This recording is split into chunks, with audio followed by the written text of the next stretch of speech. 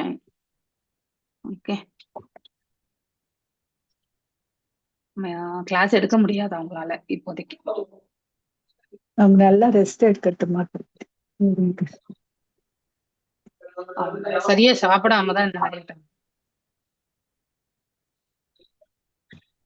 சரியா சாப்பிடுறது இல்ல மாதாஜி, சரியா அவங்க சாப்பிடல, சரியான அலைச்சல். தூக்கமும் இருக்க மாட்டேங்குது மாதாஜி. எப்ப பார்த்தாலும் கிளாஸ்லயே இருக்காங்க. காலையில 4 மணில இருந்து. தூக்கம், சாப்பாடு, ரெஸ்ட் எல்லாமே அலைச்சல் ஜாஸ்தி மாதிரி. she is taken more travel, business come both spiritual ரெண்டுமே கிளப் பண்ணிட்டாங்க. அதான் ப்ராப்ளம். ரெண்டாவது எப்பவும் த்ரோட்ல ஒரு ஒரு இது ஒண்ணு அவங்களுக்கு இருந்துகிட்டே இருக்குமா. Mataji Hare Krishna Mataji. Hare Krishna Mataji. Hare Krishna Mataji. Mohandas Prabhuji, morning I had a call with Radhika Mataji. Yeah, she was not able to speak தான். இருந்தாலும் நானே சொல்லிட்டேன், இந்த மாதிரி நம்ம டிவோட்டிஸ் காலையில ஒரு ஐடியா கொடுத்தேன். இந்த மாதிரி வந்து சென்னையில இருக்கக்கூடிய டிவோட்டிஸ் வந்து one day we can plan and go and do Hari bhajans, kirtans, Krishna kirtans வந்து அவங்க வீட்டுல 1 or 2 hours பண்ணிட்டு அதுக்கப்புறம் வந்து டேக் யுவர் ஓன் வீட்லயே பிரசாதம் பண்ணி எடுத்துட்டு போயிட்டீங்கன்னா, எல்லாரும் ஒரு வெரைட்டி எடுத்துட்டு போனீங்கன்னாக்கா அதுவே சரியா போயிடும். ஓகே, அங்கே பகவானுக்கு நைவேத்தியம் பண்ணிட்டு, ஏன்னா அங்க போனா ஆண்டிக்கு கூட கஷ்டம் கொடுக்க கூடாது இல்லையா. ஷீ ஷுட் நாட் ஃபீல் இத்தனை பேருக்கு வந்தா நம்ம எதுவுமே செய்ய முடியலன்ற ஃபீலிங் இருக்கும். சோ நீங்க வந்து you can plan for that. வந்தா போனா ஏதோ ஒரு ஜூஸோ ஏதோ ஒன்று கொடுத்து அவங்க குடிச்சிட்டு நீங்க பஜன்ஸ் பண்ணிட்டு அங்க எடுத்துட்டு போன சாப்பாடை வந்து அந்த பிரசாதமா பண்ணி அதுக்கப்புறம் நீங்க நைவேத்தியம் பண்ணிட்டு அதுக்கப்புறம் வந்து நீங்க சாப்பிட்டுட்டு எல்லாரும் வாங்கும். So you can plan once R twice also. ஏன்னா அவங்க சீக்கிரமா ரெக்கவரி ஆகணும்னா it will take minimum 1 month ஆகும். அவங்க she will take. Okay, she can't speak 1 month வரைக்குமே முடியாது. அதனால வந்து minimum is 1 month. It depends on her capacity, recovering speed, எல்லாமே அவங்களுடைய ஹெல்த், அதுக்கு மேல இறைவனுடைய கிருபை, இது எல்லாமே சேர்த்துதான் இல்லையா. எல்லாத்துக்கும் மேல கடவுளுடைய அனுகிரகம். நாம போய் அனுகிரகத்தை மட்டும் நம்ம கண்டிப்பா கேட்டு பெறணும். அது அந்த ஒரு வேலையை வந்து நம்ம டிவோட்டிஸ் அங்க இருக்கிறவங்க நீங்க ப்ளீஸ் டேக் இட் அப். அங்க போன பிறகு நீங்க யாராவது இந்த மாதிரி லாகின் பண்ணிட்டீங்கன்னாக்கா நாங்க எல்லாரும் கலந்துக்கிறோம் அந்த பஜன்ஸ்ல. சோ வி ஆல்சோ டூ ஆன்லைன்ல. அவங்கவுங்க வீட்டுல இருந்து எல்லாருமே நாங்களும் அந்த பஜன்ஸ்ல கலந்துக்கிறோம். Okay fine. So this is we have to do because she has to recover. அதுக்காக நம்ம இது பண்ண வேண்டியது நம்முடைய கடமை. அப்புறம் வந்து her classes I think I will continue this Charitamrita okay till she is back. And then நீங்க வந்து அந்த இப்போ எத்தனாவது சாப்டர் பக்தி சாஸ்திரி எத்தனாவது சாப்டர் எடுத்துட்டு இருக்காங்க Mataji? 9. Okay, let me try out. நான் எப்பெல்லாம் எனக்கு முடியறதோ நான் அப்ப எடுக்கிறேன். மிச்ச நாள் நீங்க ரிவிஷன் பண்ணுங்க, சரிங்களா? ஓகே, சோ தட் நான் பாக்குற உஷா மாதாஜி டிராவல்ல இருக்காங்க. சோ அவங்க வந்தாங்கன்னா அவங்கள வேணா எடுத்துட்டு சொல்லுவேன். Because she has to get used to that actually. Because she has been. அதனால அவங்க 20th தான் வருவாங்க. நெக்ஸ்ட் வீக் நீங்க if I am there I will take. Otherwise நீங்க ரிவிஷன் பண்ணுங்க. அதுக்கு அடுத்த வாரம் உஷா மாதே வந்தா நான் வந்து அவங்கள I will ask her to take care. ஓகேங்களா? Okay, this is how we have to plan. So Bhakti Shastri அவங்களுடைய கிளாஸ் அதை அட்ஜஸ்ட் பண்ணா, இது சைத்தானே அவ்வளவுதான். இது 2 தான் அவங்களது. அதனால we will manage it actually. ஓகேங்களா? And then let us pray for her. Anyway, எல்லாரும் நீங்க ப்ரே பண்ணிட்டு இருக்கீங்க. let her get recovered actually. Okay, Mataji குயிக்கா ரெக்கவர் பண்ணி வந்து நம்மளோட சேவையில அவங்க கலந்துக்கணும். அதுதான் நம்முடைய குறிக்கோள். அவ்வளவுதான். ஓகே, நாங்க எல்லாருமே டெய்லி ஒரு ரவுண்ட் பண்றோம் மாதாஜி. மாதாஜிக்கு ஜல்தியா ரெக்கவர் ஆகணும்னு சொல்லிட்டு டெய்லி கிருஷ்ணர் பண்றோம். ஆமாமா, எனக்கு தெரியும் நீங்க எல்லாரும் பண்றீங்கன்னு. ஆனாலும் ஒரே ஒரு ஜஸ்ட் இந்த ஃப்ளோல வர்றது வந்து நாம சொல்லிட்டே போகணும் இல்லையா? அதுதான் சொல்றேன் நான் இப்போ I am going to share the screen. Hare Krishna Mataji. அப்பாக்கு எப்படி இருக்கு மாதாஜி? எப்படி இருக்காரோ அப்படியே, பட் லிட்டில் காம் ஆயிட்டார், அவ்வளவுதான் தெரியும். ஏதோ நம்மளால முடிஞ்ச பிரேயர், அவ்வளவுதான், வேற எதுவும். சோ நான் 1:30 இருந்து எடுக்கிறேன். நான் இங்க இருந்துதான் அவர் வந்து மெதுவா வந்து சொல்றாரு இல்லையா? சோ கொஸ்டின்ஸ் எல்லாமே இங்க ஐ திங்க் இதே மாதிரி சென்டென்ஸ் முன்னாடி கூட நம்ம 80th எங்கேயோ பார்த்த மாதிரி எனக்கு ஒரு ஞாபகம். Okay, fine. நம்ம 30ல இருந்து எடுத்துட்டு போனா அந்த ஃப்ளோ கரெக்டா வரும்னு நான் நினைக்கிறேன். சரி, இது ஒரு வாட்டி இது எனக்காக நான் உங்களுக்கு பண்றது. ஓகே, ஏன்னா எனக்கு அந்த ஃப்ளோ எடுத்துட்டு வரணுன்றதுக்காக. ஓகே. ஜெய ஜெய ஸ்ரீ சைத்தன்ய ஜெய நித்யானந்தா ஜெய ஜெய ஜெய ஜெய ஸ்ரீ ஸ்ரீ சைத்தன்ய சைத்தன்ய ஜெய ஜெய நித்யானந்தா நித்யானந்தா. ஜெய அத்வைத சந்திர ஜெய கௌர பக்த விருந்தா ஜெய ஜெய அத்வைத அத்வைத சந்திர ஜெய ஜெய கௌர கௌர பக்த பக்தவிருந்தா விருந்தா.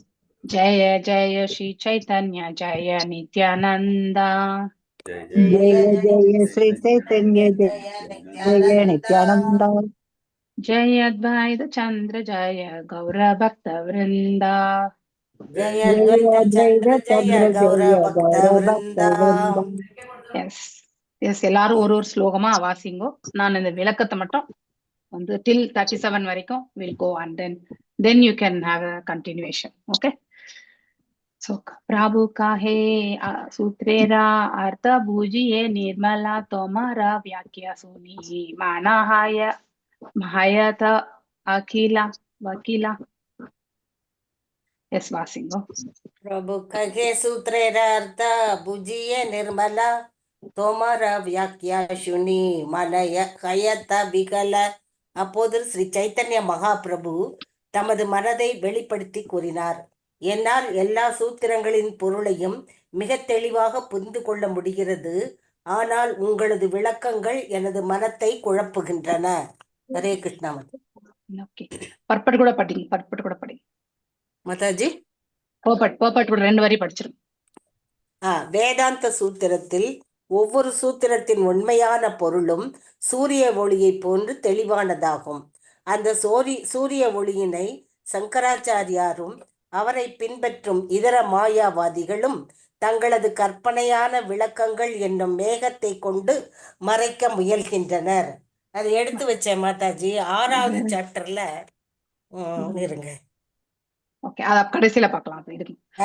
ரொம்ப அழகான 6வதுல மாயாவதி தத்துவங்களுக்கு, அதாவது சூரியனை வந்து மேக கூட்டம் வந்து நம்ம வந்து மறைச்சா சூரியன் இல்லைன்னு ஆயிடாது இல்லையா? அது போல வேதாந்த சூத்திரங்களுடைய உண்மையான அதாவது விளக்கத்தை வந்து நாம வெறுமனே அந்தந்த வேதாந்தங்கள் அவங்க எப்படி புரிஞ்சுக்கிறாங்களோ அந்த மாதிரி வந்து எடுத்துக்க முடியாது இல்லையா? இந்த இடத்துல மகாபிரபு என்ன சொல்றார், இந்த உண்மையிலேயே அந்த வேதாந்த சூத்திரம் எதை பற்றி எடுத்துரைக்கிறது என்பது எனக்கு தெரியாது. ஆனா சர்வபௌம பட்டாச்சாரியா சொல்ற விதத்தை வந்து அவரால் ஏத்துக்க முடியல. அதனால அவருக்கு மனசு வந்து குழப்பம் அடைகிறது. சூத்ரேர அர்த்த, நீங்க ஒன்லி டிரான்ஸ்லேஷன் பர்பட் மட்டும் வாசிங்க. सूत्रेर अर्थ भाष्या काहे प्रकाशिया भूमि भाष्या कहा सूत्रेर अर्थ आच्छाद्या वासिंग मत ट्रांसलेशन पॉपट प्रेम माताजी वासिंग. வேதாந்த சூத்திரத்தின் சூத்திரங்கள் அதற்கான தெளிவான விளக்கத்தினை தம்பில் கொண்டுள்ளன. ஆனால் உங்களுடைய விளக்க உரை அந்த சூத்திரங்களின் பொருளை ஒரு மேகத்தை போன்று மறைக்கின்றது. பொருளுரை: இந்த ஸ்லோகத்தின் விளக்கங்களுக்கு ஆதிலீலை 7வது அத்தியாயத்தின் 106 to 146 ஸ்லோகங்களை அணுகவும். 40 ஸ்லோகம், அதை நம்ம மறுபடியும் ரிவைஸ் பண்ணணும். நீங்க ஃப்ரீயா இருக்கும்போது ஒரு வாட்டி வாசிச்சுக்கோங்க, சரியா? அது புக் ஊர்ல இருக்கு, இந்நேரம் பார்த்திருப்பேன் மாதாஜி, ஊர்ல இருக்கு புக். No problem. सूत्रेर मुख्य अर्थना कहर व्याख्याना कल्पना हर्ते तुमी ताहाकार आच्छादना. वासी. ஹரே கிருஷ்ண மாதாஜி. நான் வாசிக்கிறேன் மாதாஜி. वासी. நீங்கள் பிரம்மசூத்திரத்தின் நேரடி பொருளை விளக்கவில்லை. உண்மையில் அதன் நேரடி பொருளை மறைப்பதே உங்களுடைய பணியாக தோன்றுகிறது. பொருளுரை: வேத இலக்கியங்களுக்கு தங்களது சொந்த கற்பனையில் அர்த்தம் கற்பிப்பது எல்லா மாயாவாதிகள் அல்லது நாஸ்திகர்களின் வழக்கமாகும். அத்தகு முட்டாள் மக்களின் உண்மையான நோக்கம் எல்லா வேத இலக்கியங்களின் மீதும் அருவவாத முடிவினை திணிப்பதாகும். மாயாவாதி நாஸ்திகர்கள் பகவத்கீதையை கூட திரிக்கின்றனர். ஸ்ரீமத் பகவத்கீதையின் ஒவ்வொரு ஸ்லோகத்திலும் கிருஷ்ணரே பரமபுருஷ பகவான் என்பது தெளிவாக உரைக்கப்பட்டுள்ளது. ஒவ்வொரு ஸ்லோகத்திலும் ஸ்ரீ பகவான் உவாச்ச, புருஷோத்தமரான முழுமுதற் கடவுள் கூறினார், அல்லது பெருமைக்குரிய கடவுள் கூறினார் என்று வியாசதேவர் கூறுகிறார்.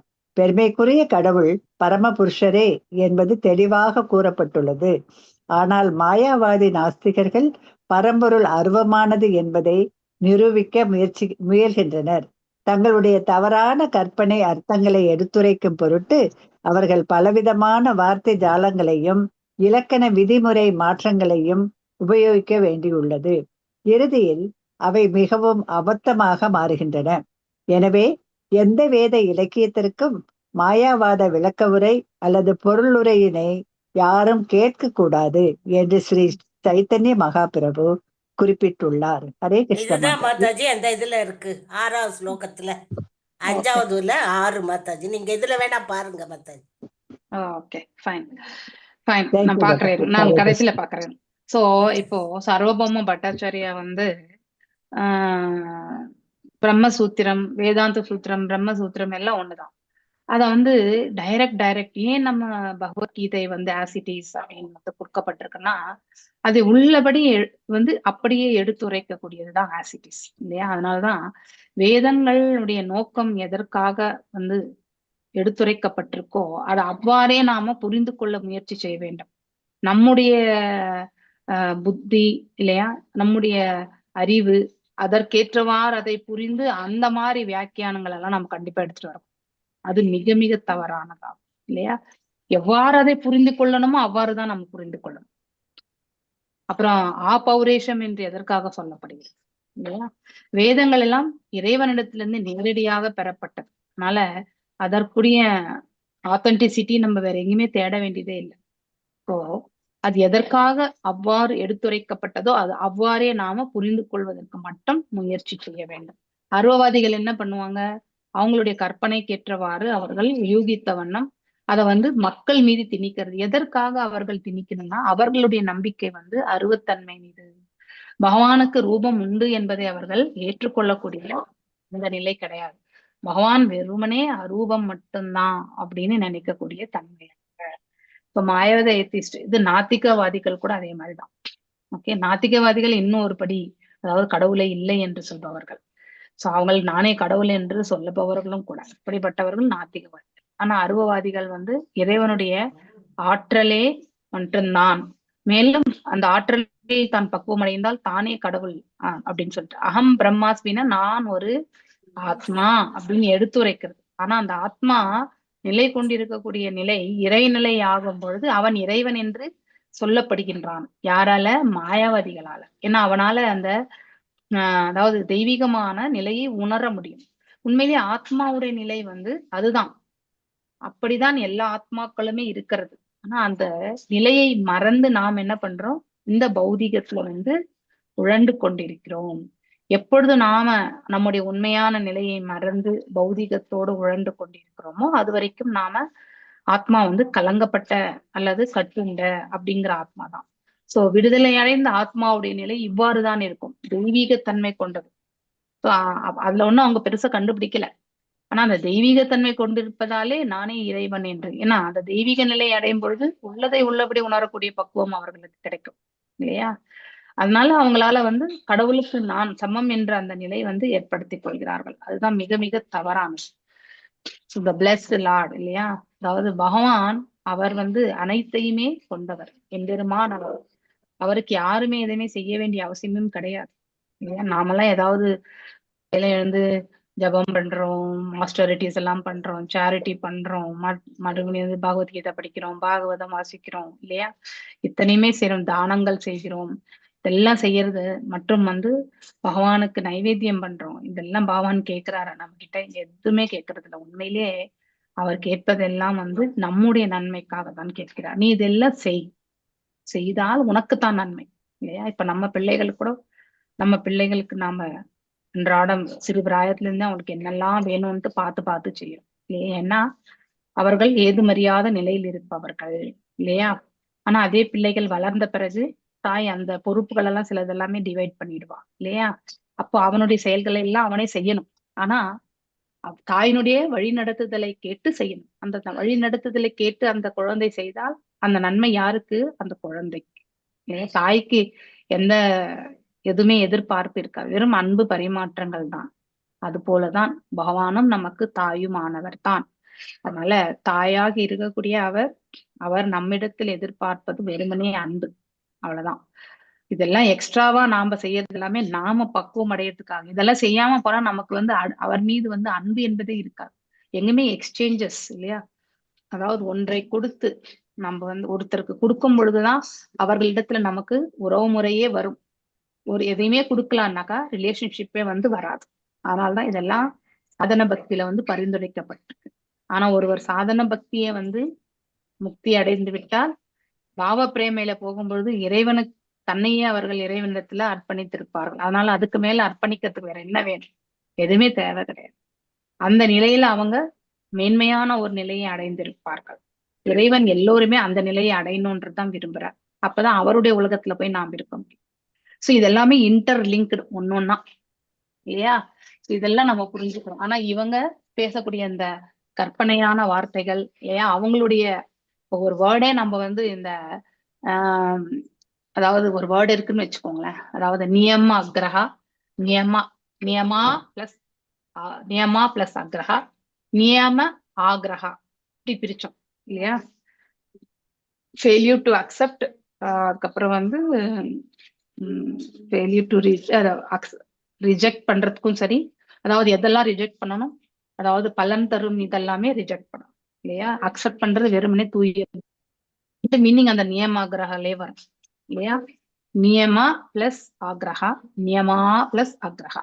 சோ இப்படி நியமங்களை வந்து நாம பரிபாலிக்கிறது வந்து நாம நம்முடைய சுய உலகத்திற்காக இருக்கிறத வந்து ரிஜெக்ட் பண்றது.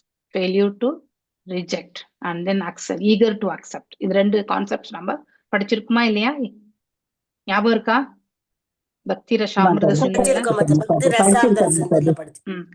அப்போ சமஸ்கிருத வார்த்தைகள் வந்து நாம தவறு இல்லாம உச்சரிக்கணும் அப்படிங்கறது வந்து நம்ம படிக்கிறோம் இல்லையா? சோ ஆரம்ப காலகட்டத்துல இப்ப நம்மள மாதிரி இருக்கிறவங்களுக்கு எல்லாம் சமஸ்கிருதம் தெரியாது. ஆனா இப்பெல்லாம் வாசிச்சு நாம ஓரளவுக்கு அதை வந்து எப்படி பிரிச்சு வாசிக்கணும்ன்ற அந்த ஒரு நிலைக்கு வந்துடும். ஆனா அதையே நம்ம தவறான ஒரு நிலையில நம்ம இதுல காலையில வந்து பாகவதம் சொல்லும் பொழுது இது சொல்றோம் இல்லையா? என்னது பாகவதத்துக்கு அந்த பிரேயர்ஸ் இருக்கு இல்லையா? ஆபத்ரேஷு பத்ரேஷு ஆபத்ரேஷு. ஓகே, பத்ரா அப்படின்னாலே மங்களகரம் என்று பெயர். ஓகே, ஆபத்ரா மீன்ஸ் அமங்கலம், எக்ஸாக்ட் ஆப்போசிட் இல்லையா? ஆனா நம்ம அதாவது கண்டினியூஸ் ப்ரொனன்சியேஷன் வரும்போது நம்ம அதை ஆவ வந்து விட்டுடும்.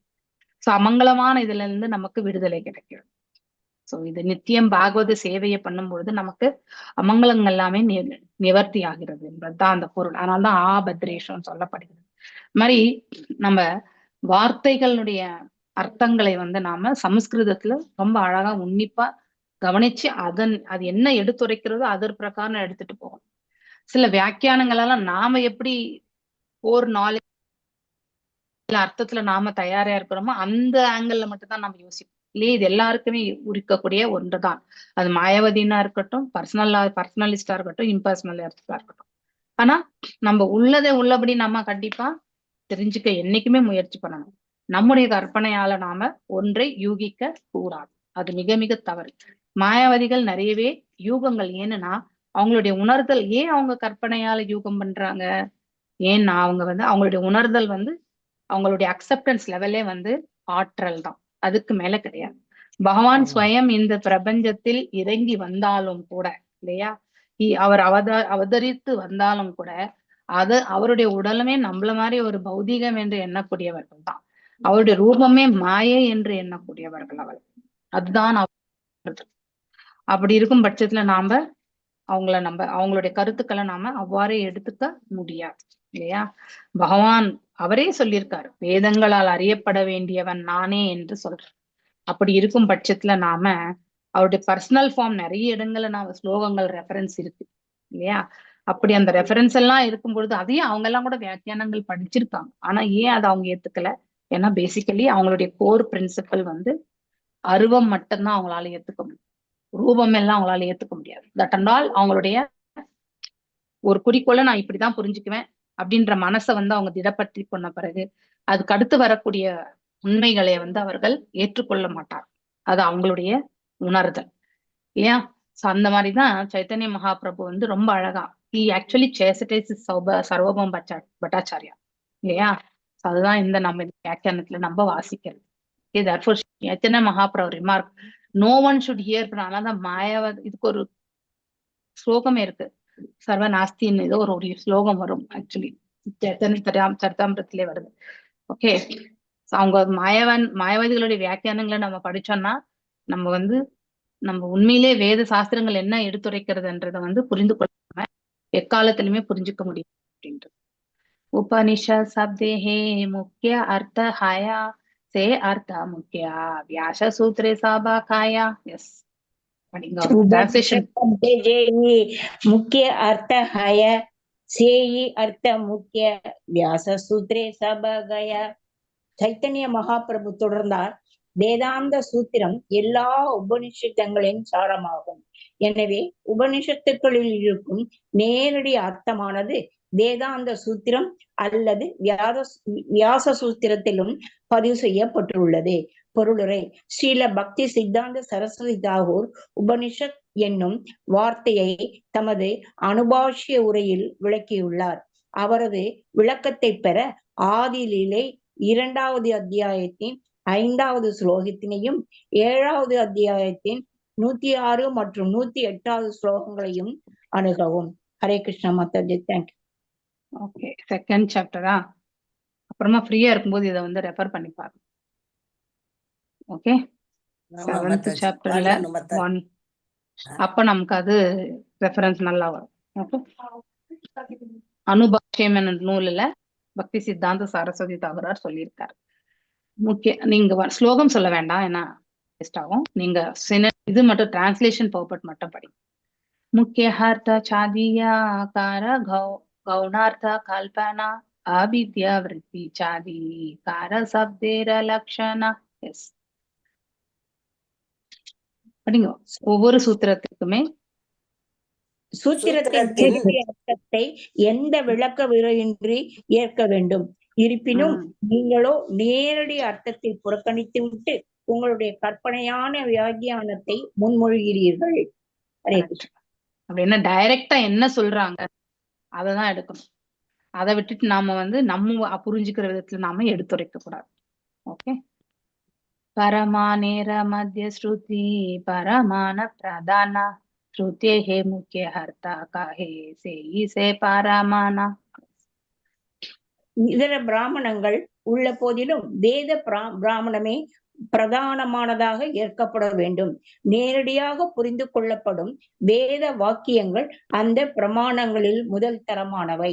பொருளுரை: இது குறித்து அணுக வேண்டிய படைப்புகள் ஸ்ரீல ஜீவ கோஸ்வாமியின் தத்துவ சந்தர்ப்ப 10-11, அதன் மீதான ஸ்ரீ பலதேவ வித்யாபூஷணரின் விளக்குரை மற்றும் ஸ்ரீ ராமானுஜாச்சாரியார், ஸ்ரீ மத்வாச்சாரியார், ஸ்ரீ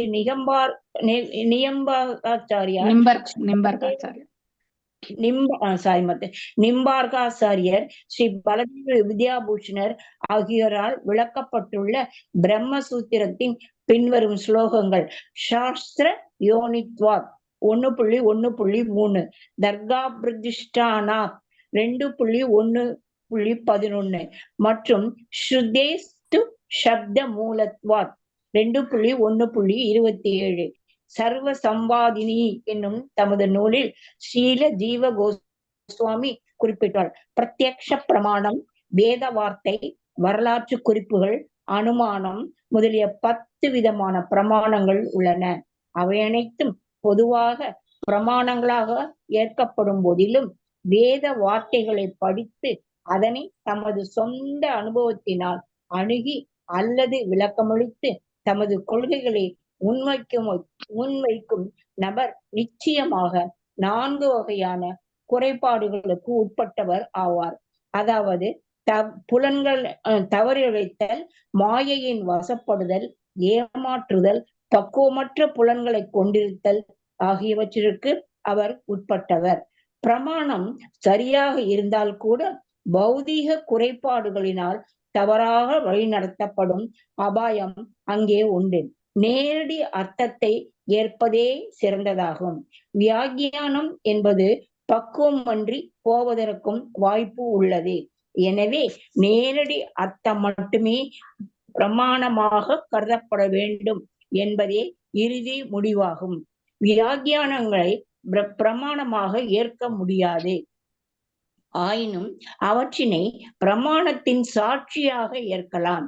பகவத்கீதையின் 1.1 தொடக்கத்தில் கூறப்பட்டுள்ளது. திருதராஷ்டிர உவாச்ச தர்மக்ஷேத்ரே குருக்ஷேத்ரே சமவேதா யுயோத்சவக மாமகா பாண்டவாச்சைவ கிம் அகுர்வத சஞ்சய. குருக்ஷேத்திரம் என்னும் திருத்தலம் ஒன்று உள்ளது என்பதற்கும் அங்கே பாண்டவர்களும் கௌரவர்களும் போரிடுவதற்கு சந்தித்தனர் என்பதற்கும் பகவத்கீதையின் கூற்றுகளே பிரமாணமாக அமைகின்றன. அங்கே சந்தித்த பின்னர் அவர்கள் என்ன செய்தனர்? இதுவே திருதராஷ்டிரர் சஞ்சயனிடம் வினவியதாகும். இந்த கூற்றுகள் மிகவும் தெளிவாக உள்ள போதிலும் தர்மக்ஷேத்ரே குருக்ஷேத்ரே ஆகிய வார்த்தைகளுக்கு வெவ்வேறான அர்த்தங்களை வழங்குவதற்கு நாஸ்திகர்கள் முயல்கின்றனர். எனவே எத்தகைய வியாக்கியானத்தையும் சார்ந்திருக்க வேண்டாம் என்று ஸ்ரீல ஜீவ கோஸ்வாமி நம்மை எச்சரித்துள்ளார்.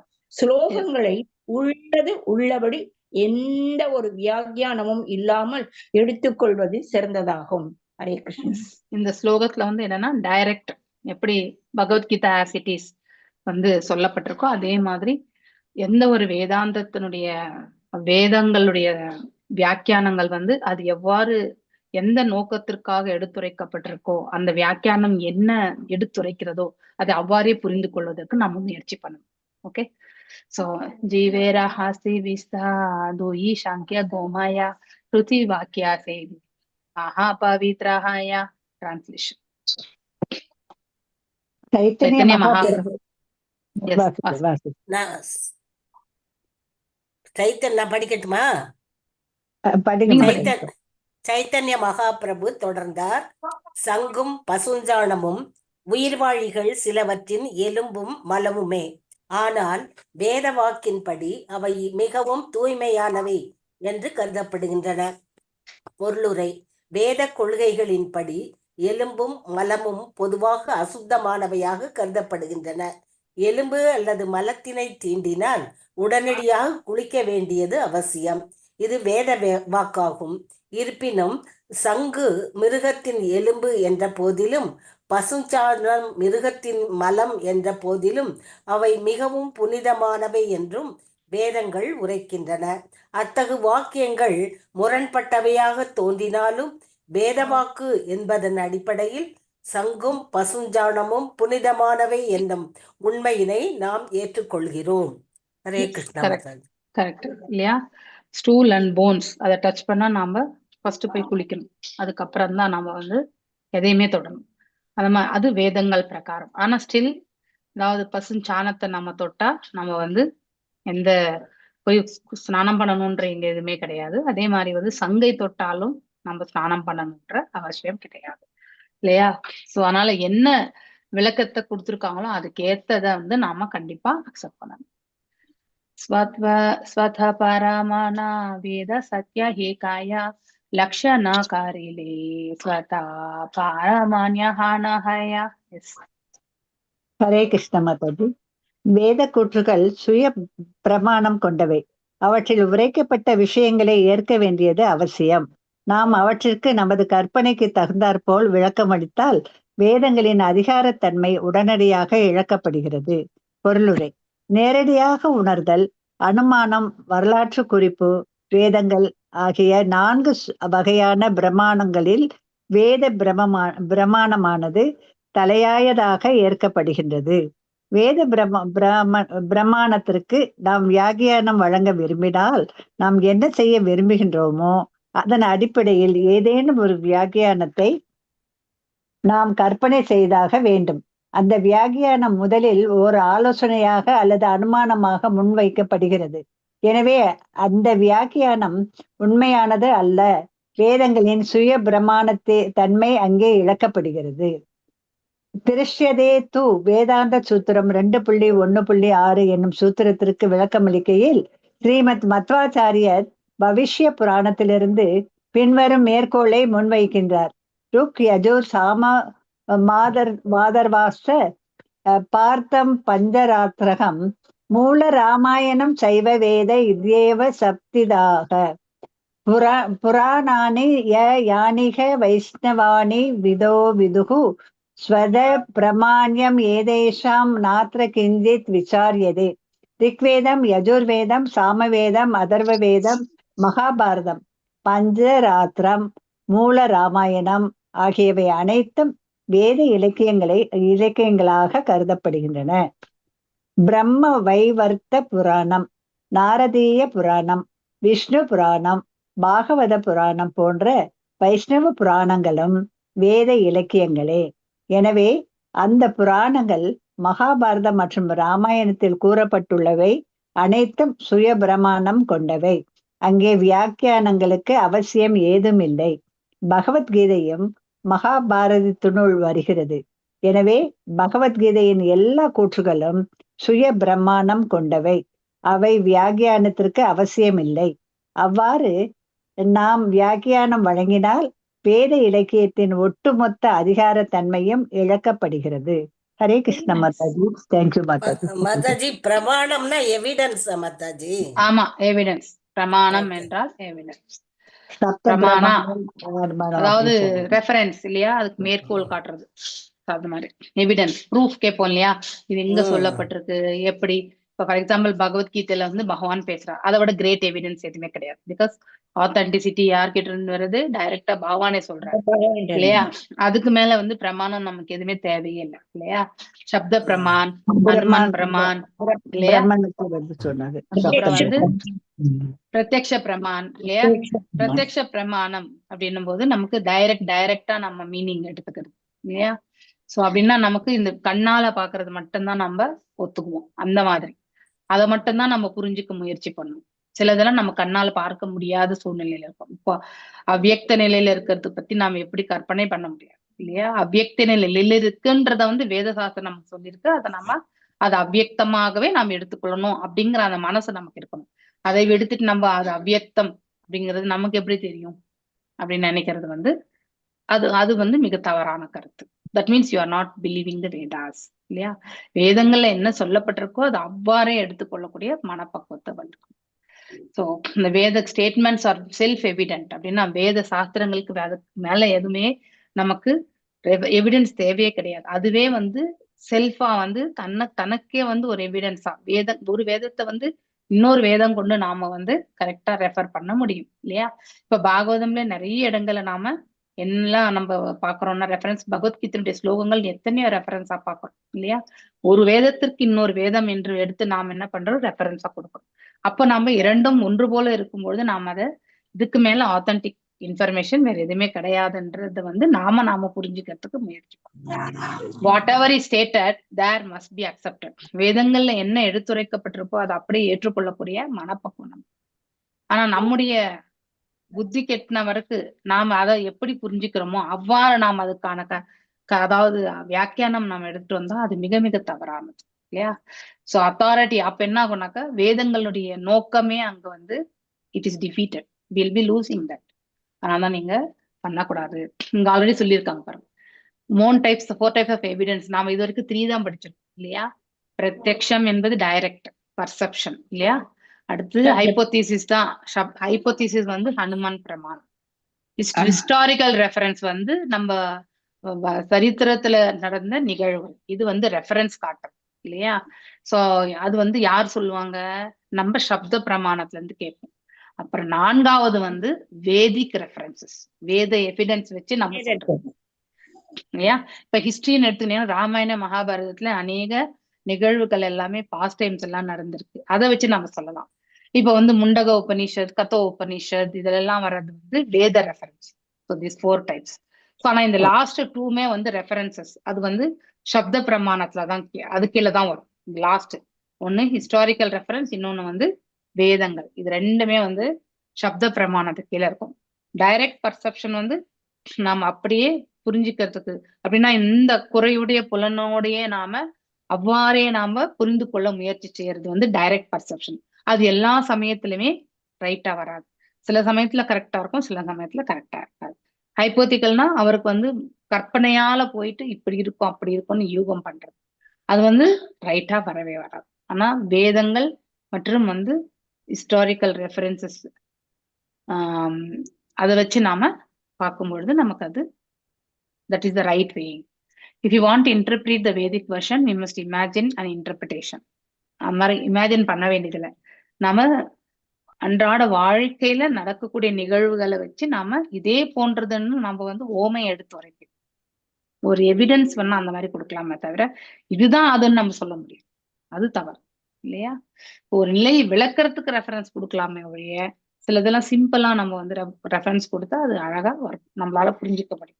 ஏன்னா எல்லாருக்குமே குறையுடைய புலன்கள் தான். So first of all, we set forth such interpretation as suggestion or hypothesis இல்லையா? ஆனா அது வந்து அவ்வாறு நாம் வேணும் பொழுது அது உண்மையே இல்லைன்னாக்கா அது வந்து நம்ம வந்து அது ரெஃபரன்ஸாவே எடுத்துக்க முடியாது. ஏன் மத்வாச்சாரியா சொல்றாரு இல்லையா? பவிஷ்ய புராணத்துல இருந்து ரிக், யஜுர், சாம, அதர்வா, இதெல்லாமே வந்து இந்த வேதங்கள் ரெஃபரன்ஸ். மகாபாரதத்துலதான் பகவத்கீதை வருது இல்லையா? பீஷ்ம பருவத்துல தான் நினைக்கிறாரு வருது இந்த மகாபாரதத்துல. ஆமா மாதாஜி. அவன் பீஷ்ம அவர் பருவத்துல படுக்கையில படுக்கிறப்பதான் பகவான எதிரில நிப்பாரு. இந்த இது விஷ்ணு சஹஸ்ரநாமம் இதெல்லாம் வருது மாதாஜி. ஆமா, அது மாதிரி Ramayanam are all considered Vedic literatures. Puranas especially is meant for Vaishnavas. பிரம்ம வைவர்த்திர புராணம், நாரதிய பஞ்சராத்திர புராணம், விஷ்ணு புராணம், பாகவத புராணம், இதுதான் பாகவத புராணமே. இது எல்லாமே வேத சாஸ்திரங்கள் தான். அதனால இந்த புராணங்கள் எல்லாம் என்னெல்லாம் சொல்லப்பட்டிருக்கோ அது எல்லாமே செல்ஃப் எவிடென்ட் தான். அப்படின்னா நிகழ்ந்த ஒன்று இல்லையா? அவர்களே உணர்ந்து, அதாவது வாழ்க்கையில வந்து உணர்ந்து அறிந்தது இல்லையா? சோ அப்படி செல்ஃப் எவிடென்ட். அதுக்கெல்லாம் நம்ம வந்து கற்பனையால யூகிக்க கூடாது, நம்ம ஒரு தாத்பரியத்தை வந்து அதுக்கு கொடுக்க கூடாது, அது தவறு. பகவத்கீதா கூட வந்து மகாபாரதத்துல ஒரு அங்கம். சோ அதனால அங்க எல்லாமே பகவத்கீதையில பகவான் நமக்கு சொல்லியிருக்காரு. அதுக்கு மேற்பட்டு நமக்கு ஆத்தென்டிகேஷன் எதுவுமே தேவையே கிடையாது. It has come from the right source இல்லையா? அதனால அதுக்கு நாம தவறான வியாக்கியானங்கள் என்றைக்குமே கொடுக்க கூடாது. நீங்க மாயவாத பகவத்கீதை எடுத்து படியும் பாருங்க, கண்டிப்பா ஒண்ணுமே புரியாது. அது என்கிட்ட இருக்கு, அது எங்கேயோ தேடணும் ஒரு வாட்டி. குட்டியா ஒரு புக் இருக்கு, அதை நான் படிச்சேன், ஒண்ணுமே புரியல. நத்திங். மாயவாதத்துல நமக்கு எதுவுமே புரியாது. ஏன்னா அதுல ஃபுல் அண்ட் ஃபுல் அவங்களுடைய கருத்துக்களே அடிப்படை வெறுமனே ஆற்றல் தான். அதை நம்ம என்னைக்குமே புரிஞ்சுக்க முடியாது. அதனால மிஸ்இன்டர்பிரேஷன் நம்ம கண்டிப்பா பண்ணக்கூடாது. அவ்வாறு நம்ம மிஸ்இன்டர்பிரேஷன் பண்ணா அதனுடைய ஒரிஜினல் கருத்து வியாக்கியானமே மாறி போயிடும் இல்லையா? வியாசா சூத்ரேர ஹர்த்தா ஏச்சி சூரியேர கிரானா ஸ்வகல்பிதா பாஷயா மேகாகார ஆச்சாதானா. Yes, translation. ஸ்ரீ சைத்தன்ய மகாபிரபு தொடர்ந்தார். ஸ்ரீல வியாசதேவரால் தொகுக்கப்பட்ட சூத்திரமானது சூரியனை போன்று பிரகாசமானதாகும். அதன் அர்த்தத்திற்கு வியாக்கியானம் வழங்க முயல்பவர் அந்த சூரிய ஒளியினை மேகத்தினை கொண்டு மறைப்பவர் ஆகிறார் இல்லையா? வியாசதேவர் கொடுத்திருக்கக்கூடிய வியாக்கியானத்துக்கு நாம வியாக்கியானம் கண்டுபிடிச்சோம்னா அது எப்படி இருக்கும்னாக்கா சூரியனை வந்து மேகம் கொண்டு மறைத்தது போல இருக்கும். சூரியனை மறைக்க முடியுமா? தற்காலிகமா தான் மறைஞ்சுட்டு போவோமே ஒழிய பர்மனண்டா சூரியனை மறைக்கவே முடியாது. அது போல வேதங்களுடைய உண்மையான நோக்கம் எடுத்துரைக்கப்பட்டதை வந்து நாம அவ்வாறே புரிந்து கொள்ள முயற்சி செய்ய வேண்டும். அதை விடுத்துட்டு நம்முடைய கற்பனையினுடைய யூகங்களால அதை புரிந்து கொள்ள முயற்சி செய்யக்கூடாது, அது தவறு. வேதா புராணே காஹே பிரம்மா நிரூபணா செய் பிரம்மா பிரஹத் வஸ்து ஈஸ்வர லக்ஷணா. வேத கொள்கைகளை திறமாக பின்பற்றும் எல்லா வேதங்களும் புராணங்களும் பரபிரம்மனை விளக்குகின்றன. பிரம்மன் எல்லாவற்றிலும் பெரியது. முழுமுதற் கடவுளின் அம்சம் என்றெல்லாம் அந்த பரபிரம்மன் விளக்கப்படுகிறது. பொருளுரை: எல்லாவற்றிலும் மிக பெரியவர் ஸ்ரீகிருஷ்ணரே. பகவான் ஸ்ரீகிருஷ்ணர் பகவத்கீதையில் 15.15 கூறுகிறார், வேதைஷ்ட சர்வைரகம் வேத வேத்யோ. எல்லா வேதங்களாலும் அறியப்பட வேண்டியவன் நானே. பிரம்மன் பரமாத்மா புருஷோத்தமரான முழுமுதற் கடவுள் பகவான் என்று பரம்பொருள் 3 நிலைகளில் அறியப்படுவதாக ஸ்ரீமத் பாகவதத்தில் 1.2.11 கூறப்பட்டுள்ளது. பிரம்மேதி பரமாத்மேதி பகவான் இது சப்தியதே. இவ்வாறாக பரம்பொருளான பிரம்மனை புரிந்து கொள்ளுவதில் பரமபுருஷ பகவான் என்பதே இறுதி வார்த்தையாகும். ஹரே கிருஷ்ண மாதாஜி. வதந்தி தத்வவிதஸ்தத்வம் யஜ்ஞானமத்வயம் பிரம்மேதி பரமாத்மேதி பகவான் இது சப்தயேத். இல்லையா? நன்கு படித்த ஞான தத்துவவாதிகள் இல்லையா, டிரான்சன் தெய்வீக நிலை கொண்டிருப்பவர்கள், பகவானுடைய உண்மையான நிலையை உணர்ந்தவர்கள், பூர்ணத்தை பற்றி தெரிந்தவர்கள், கால் திஸ் நான் டியூவல் சப்ஸ்டன்ஸ், அதாவது நான் டியூவல் சப்ஸ்டன்ஸ்னாக்கா ஒன்றானது, ஏக அத்வைதமா இருக்கக்கூடிய நிலை கொண்டது. நான் டூயல் மீன்ஸ் இரட்டைத்தன்மை கிடையாது, ஒன்றே ஒன்று. அந்த சப்ஸ்டன்ஸ் எது? அந்த ஆத்மா, அத பிரம்மன். அந்த பிரம்மன் என்ற அந்த ஆத்மாவுக்கு 3 நிலைகள் என்பதை அழகா சொல்றாங்க. முதல் நிலை பிரகாசம், அடுத்து அதாவது சூரியனுடைய பிரகாசம், அதுக்கு சூரியனுடைய வட்டம், அதுக்கப்புறம் சூரிய கிரகம். இந்த 3 இதெல்லாமே உணர்தலை பற்றி எடுத்துரைக்கிறது. ஒருத்தர் பகவானை பத்தி புரிஞ்சுக்கணும், பகவானுடைய ஆற்றலை பத்தி புரிஞ்சுக்கணும்னா இந்த 3 நிலைகளை அவர்கள் கடந்து சென்று அந்த 3வது நிலையை புரிஞ்சுக்கிறவர் தான் பக்தன். அப்சல்யூட் ட்ரூத், 3 phases இல்லையா? பிரம்மன், பரமாத்மா, பகவான், சுப்ரீம் பர்சனாலிட்டி ஆஃப் காட். அப்படிதான் நம்ம புரிஞ்சுக்கிறோம். So the supreme personality of God is last word இல்லையா? இந்த அண்டர்ஸ்டாண்டிங் த அப்சல்யூட் பிரம்மன் இல்லையா? அதுதான் ஹையஸ்ட் ஆக்சுவலி. அதை நம்ம வேதங்களால் வேதைஷ்ட சர்வைர் அகம் ஏவ வேத்யா இல்லையா? அதாவது வேதைஷ்ட சர்வைர் எல்லா வேதங்களாலும் அகம் ஏவ என்னை தெரிஞ்சு I am to be known, வேதங்களால் அறியப்பட வேண்டியவன் நானே அப்படின்னு சொல்லிட்டு பகவான் சொல்றார். அப்படின்னா சாதாரணமா நம்மளால அவரை புரிஞ்சிக்க முடியாது. சர்வைஸ்வர்யா பரிபூர்ணா ஸ்வயம் பகவான் தாந்திரே நிராகாராகாரி காராஹ வாக்கியஹானா. உண்மையில் பரமபூர்ண உண்மை என்பது எல்லா ஐஸ்வர்யங்களும் நிரம்ப பெற்ற புருஷோத்தமரான முழுமுதற் கடவுள் என்னும் நபரை குறிக்கின்றது. நீங்கள் அவரை உருவமற்றவராகவும் அருவமாகவும் விளக்க முயல்கிறீர்கள்.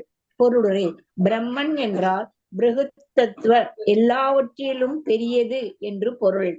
எல்லாவற்றிலும் பெரியவர் புருஷோத்தமரான முழுமுதற் கடவுள் ஸ்ரீகிருஷ்ணரே. அவர் எல்லா சக்திகளையும் ஐஸ்வர்யங்களையும் முழுமையாக கொண்டுள்ளார். எனவே எல்லாவற்றிலும் பெரிய பரம்பொருள் புருஷோத்தமரான முழுமுதற் கடவுளே. பிரம்மன் என்று கூறினாலும் புருஷோத்தமரான முழுமுதற் கடவுள் என்று கூறினாலும் உண்மை ஒன்றுதான்.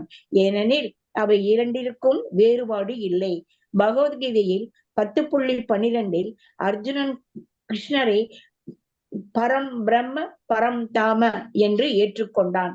உயிர்வாழிகள் அல்லது ஜட இயற்கையும் கூட சில நேரங்களில் பிரம்மன் என்று அழைக்கப்படும் போதிலும் பரபிரம்மன் என்ற சொல்லானது மிக மிக உயர்ந்ததாகவும் எல்லா பிரம்மனிலும் சிறந்தவராகவும் இருக்கும் புருஷோத்தமரான முழுமுதற் கடவுள் கிருஷ்ணரையே குறிக்கும்.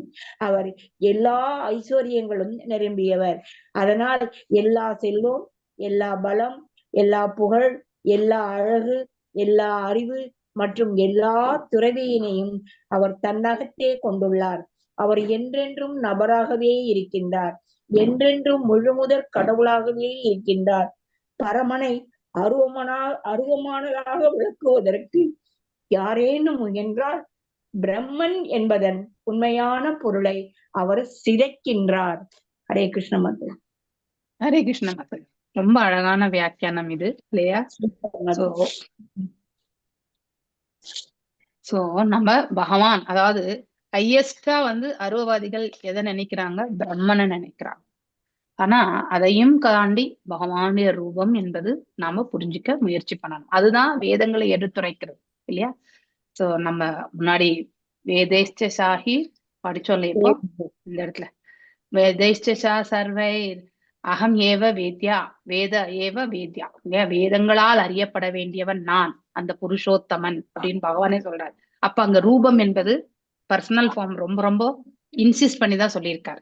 சோ அதை நாம கண்டிப்பா புரிஞ்சுக்க முயற்சி பண்ணணும். அங்க ஃபார்ம் இருக்கிறத வந்து நாம ஃபார்ம் இல்லைன்னு நம்ம பண்ணிடக்கூடாது. இருக்கிறது இல்லைன்னு சொல்லவே கூடாது. அது மிக மிக தவறான.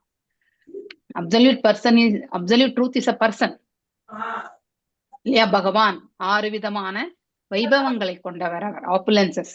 So you are trying to explain him as impersonal and formless. ஆனா நீங்க என்ன சொல்லிட்டு இருக்கீங்க? அவர் அருவமானவர், அவருக்கு ரூபம் இல்லை அப்படின்றத வந்து நீங்க இன்சிஸ்ட் பண்ணி சொல்றீங்க அப்படின்னு சொல்லிட்டு சர்வமம் பட்டாச்சாரியருக்கு சைத்தன்ய மகாபிரபு எடுத்திருக்கிறார். சோ பிரம்மா மீன்ஸ் பிரஹத் தத்வா, அதாவது பிரம்மன் என்றால் அனைத்திலுமே மிக உயரமானது என்று பொருள். ஆனா அதை விட வந்து உயர்வானவர் யாருன்னா ஸ்ரீ கிருஷ்ணர், சுப்ரீம் பர்சனாலிட்டி, ரூபம் இல்லையா? சோ இப்போ உடல், இந்த உயிர் இல்லையா, இது நம்ம பௌதிக உடல், ஆன்மீக அதாவது ஜீவன் இல்லையா? சோ இந்த ஜீவன் வந்து இந்த உடல்ல இருக்கிற வரைக்கும் தான் இந்த உடலுக்கு வந்து மகத்துவம் கூட. பௌதிக உடல் இந்த மாதிரி, ஆனா ஆன்மீக உடல் அப்படி கிடையாது இல்லையா? that we cannot differentiate. ஆத்மாவையும் உடலையுமே பிரித்து பார்க்க முடியாது. இப்ப எப்படி பாண்டவர்கள் வந்து டைம்லி ரிட்டையர்மெண்ட் ஆயிட்டு வந்து வடக்கு நோக்கி சென்றார்கள், ஏன் அப்புறம் பகவானை போய் சேர்ந்தார்கள். இங்க இந்த பிரபஞ்சத்துல வாழும்போது என்ன உடலை ஏற்றிருந்தார்களோ அது அவர்களுக்கு தெய்வீகமான உடலாக மாறிவிட்டது அவங்களுடைய செயல்களால் இல்லையா? Very very rare it is achieve பண்றது ரொம்ப ரொம்ப அரிதானது. அப்படிப்பட்ட ஒரு நிலை வந்து அவர்களுக்கு கிடைத்தது இல்லையா? சோ அதனால இந்த உடலுக்கும் ஒரு மகத்துவம் உண்டு. ஆனா அந்த மகத்துவத்தை வந்து நாம தெரிஞ்சுக்கணும். as long as நாம் நான் டிவோட்டியா இருந்தா இந்த உடல்ல எந்த மகத்துவமே கிடையாது. ஏன்னா அது எல்லாமே நாம பௌதிகத்துக்கு உபயோகப்படுத்தும். அதே நாம ஒரு பக்தரானா இந்த உடல் காலை வந்து நாம பகவானுடைய கஷேத்திரத்தை வந்து சுற்றி வர்றதுக்காக உபயோகப்படுத்துறோம் இல்லையா? இந்த கைகளால பகவானுக்கு வந்து நைவேத்தியம் பண்றோம், புஷ்பத்தை தொடுக்கிறோம் இல்லையா? இந்த புலனால அவருடைய திவ்ய தரிசனத்தை பெறுறோம் இல்லையா? அழகான அவருடைய ரூபத்தை, அலங்காரத்தை பார்க்க முடியறது. இந்த செவிகளால அவருடைய புகழ் ஆரங்களை கேட்கிறோம். ஒவ்வொரு புலனுமே, இந்த வாயால நம்ம அவருடைய பிரசாத ஸ்வீகரிக்கிறோம், அவருடைய புகழ் ஆரங்களை பாடுகின்றோம். இந்த சுவாசமே வந்து பாத்தீங்கன்னாக்கா எதுக்கு இருக்குது? அவருக்கு சூடிய மலர் மாலைகளையும் வந்து நம்ம வந்து நுகர்வதற்காக உபயோகப்படுத்துறோம் இல்லையா? அந்த கைகள் வந்து அவருடைய செயல்களுக்காக இல்லையா? தொடுபுலன் இல்லையா? இப்படி ஒவ்வொன்றுமே இந்த உடலே வந்து அவருக்கு நமஸ்காரங்கள் தெரிவிக்கிறதுக்காக தான் இருக்கு இல்லையா? பஞ்ச அங்க பிரமாணம், அஷ்ட அங்க பிரமாணம் இல்லையா? அது அதாவது தண்டவத் பிரமாணம், ஃபுல் கோல் மாதிரி இல்லையா? தண்டா அப்படின்னாலே கோல். சோ அதாவது தண்டவத் பிரமாணம் மற்றும் வந்து பஞ்சாங்க பிரமாணம், இந்த மாதிரி ஒவ்வொன்றுமே நாம வந்து உபயோகப்படுத்துறோம் இல்லையா? So possess all potencies. So 6 விதமான வைபவங்களை பற்றி சொல்லப்பட்டிருக்கு. So where one says Brahman, the supreme personality concept, the fact is they are all identical. எல்லாமே ஒன்றுதான். ஆற்றல் வேறு, ஆற்றல் உடையவர் வேறு அல்ல.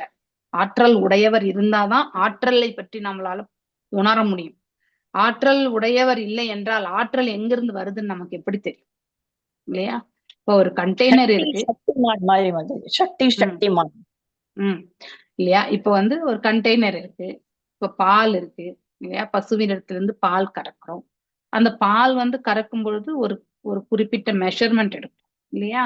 சோ கண்டெய்னர் இருந்தாதான் பாலை நீங்க மெஷர் பண்ண முடியும். இல்லைன்னா அது கீழே போச்சுன்னா அது எவ்வளவு பால்ன்றதை நீங்க எப்படி மெஷர் பண்ணுவீங்க? கண்டிப்பா முடியாது இல்லையா? அது ஒரு நார்மல் எக்ஸாம்பிள் சொல்றேன்.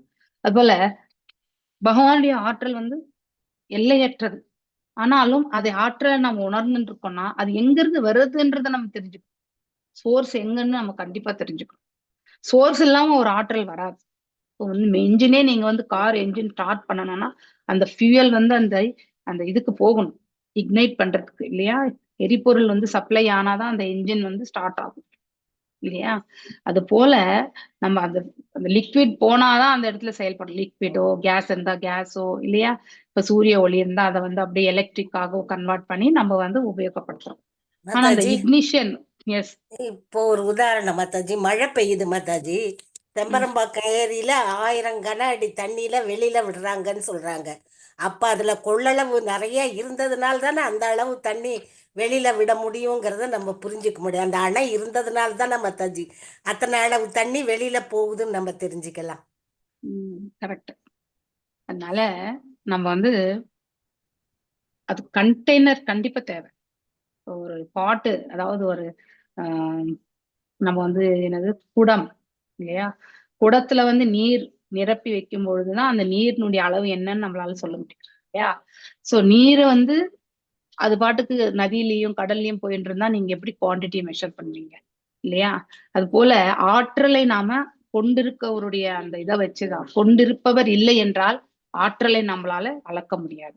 இப்போ இந்த பிரபஞ்சமே வந்து 7 கடலோட இருக்கு இல்லையா? அந்த 7 கடலை படைத்தவர் வந்து இறைவன் தான் இல்லையா? சோ அந்த மாதிரி அது எல்லாமே படைக்கப்பட்டதுக்கு வந்து வெறும் ஆற்றல் வந்து எங்கேயும் படைக்காது. ஆற்றல் எங்கிருந்து உற்பத்தி ஆகிறது என்பது மிக முக்கியம் இல்லையா? இப்போ எலக்ட்ரிசிட்டியே ஜென்ரேட் பண்றோம்னா அதுக்கு ஒரு ஃபியூயல் இருக்கு இல்லையா? அது ஒரு இடத்துலதான் அதை பண்றாங்க. அங்கிருந்து எவ்வளவு கெப்பாசிட்டி எல்லாமே வெளியே வருது. இந்த மாதிரி ஒன்றோடு அதாவது இருக்கக்கூடிய இன்னொன்று இது ஆக்சுவலி. அதனால வெறுமனே ஆற்றல் பகவான் கிடையாது. ஆற்றலை கொண்டிருக்கக்கூடிய அந்த சக்தியை கொண்டிருக்கக்கூடிய சக்திமான் மாத்தது சொன்னாங்க இல்லையா? அந்த மாதிரிதான் he possess energy, spiritual energy, and then he is a energetic person. நல்ல இரண்டும் ஒன்றுதான். அவர் ஆற்றல் வேறு. எப்படி பகவானுடைய நாமம் வேறு, அவர் வேறு அல்ல. அவருடைய ரூபம் வேறு, அவர் வேறு அல்ல. அவருடைய செயல்கள் வேறு, அவர் வேறு அல்ல. அவருடைய லீலைகள் வேறு, அவர் வேறு அல்லன்னு சொல்ற மாதிரி பகவானுடைய ஆற்றல் வேறு, அவர் வேறு அல்ல அப்படிங்கிறத நாம புரிஞ்சுக்க முயற்சி பண்ணணும். அததான் இந்த இடத்துல சொல்றாரு இல்லையா? Brahman are supreme personality God, the fact is same, they are all identical, ஒன்றானவர்கள் தான். சோ பரபிரம்மம், பரந்தாமா, பவித்ரம் இல்லையா? அது 12th and 13th ஸ்லோகான்னு நினைக்கிறேன் எனக்கு தெரிஞ்சு இல்லையா? அந்த ஸ்லோகம் ஆதி தேவம் விபும் எல்லாமே வரும் இல்லையா? சோ பரந்தாமா பரபிரம்மா அவரே தான் இல்லையா? அவர் வேறு, இந்த அதாவது பிரம்மன் வேறு கிடையாது, எல்லாமே ஒன்றுதான். Although living entities are of on material nature are sometimes called as Brahman, Parabrahman, Supreme, the greatest of all Brahman is still Krishna. Personality of God is full of opulence. Bhagavan, இல்லையா? All riches, all strength, all reputation, இல்லையா? அதாவது அனைத்து புகழ், அனைத்து வலிமை, அனைத்து செல்வம், அனைத்து ஞானம், அனைத்து அழகு மற்றும் அனைத்து துறவரம், 6த்துலயுமே அவர் தான் ஹையஸ்ட். சோ அதனால இப்படி ஹையஸ்டா இருக்கிறதுக்கு ஒரு ரூபம் கண்டிப்பா தேவை. எப்படி நீங்க மெஷர் பண்ணுவீங்க? அவர் தான் ஹையஸ்ட் இல்லையா? there should be some form இல்லாம வந்து ஃபார்ம்லெஸ் வராது. From form only we can get something as a formless. இப்ப நம்மளோட எக்ஸாம்பிள் வந்து சுவாசிக்கின்றது இல்லையா? காற்று வந்து நம்மளால வந்து பார்க்க முடியாது. ஆனா இந்த உடல்ல போயிட்டு அந்த காற்று உள்ள போய் வர்றது வந்து நம்ம இந்த ஹார்ட் பீட், அந்த அசைவை வச்சு நம்ம சொல்றோம் எஸ் இவங்க சுவாசிச்சுட்டு இருக்காங்கன்றத வந்து இல்லையா? உணர்வு இருக்குன்னு. அதுக்கப்புறம் அந்த ஆத்மா இத்தினூண்டு தான். ஆனா அது உடல் முழுவதுமே இந்த வாயுனால, ரூபமற்ற அந்த வாயுனால வந்து உணர்வுகள் எல்லாமே பரவி இருக்கு இல்லையா? ரூபத்திலிருந்து தான் அருவம் வருமே வழிய, அருவத்துல இருந்து இத்தனையுமே வந்து தற்காலிகமான ஸ்டேஜஸ் எதுவுமே வராது. அதை நாம புரிஞ்சுக்க முயற்சி பண்ணணும். ஏன்னா வேதங்களே அதுதான் சொல்றது. வேதங்கள் சொல்றத நாம ஆத்தென்டிசிட்டியா எடுத்தோம். Is eternally a person and eternally supreme இல்லையா? If one tries to explain supreme impersonally, one distorts the real meaning of Brahman. உண்மையிலே ஒருத்தர் வந்து அவர் அருவம் என்று சொல்ல ஆரம்பிச்சா பிரம்மனுடைய உண்மையான அர்த்தத்தை அவர்கள் புரிந்து கொள்ள முடியவில்லை என்று அர்த்தம். நான் இன்றைக்கு இதோடு நிறுத்துறேன். எனக்காக ஒரு 5-6 ஸ்லோகத்துக்கு சகித்து கொண்டவங்க எல்லாருக்கும் நன்றிகள். ஓகே, நம்ம வேணா நாளைக்கு வேணா கூட நம்ம we can have a class. எனக்கு ஒன்றும் ப்ராப்ளம் இல்லை, if you are okay. Okay, வாஞ்சகல்பதாருभ्य कृपा सिन्धुभ्येव च पतितानां पावनेभ्यो वैष्णवेभ्यो नमो नमः. अनंत कोटि वैष्णव वृंद की जय. नामाचार्य हरिदास ठाकुर की जय. हरे कृष्ण कृष्ण हरे हरे, राम राम हरे हरे.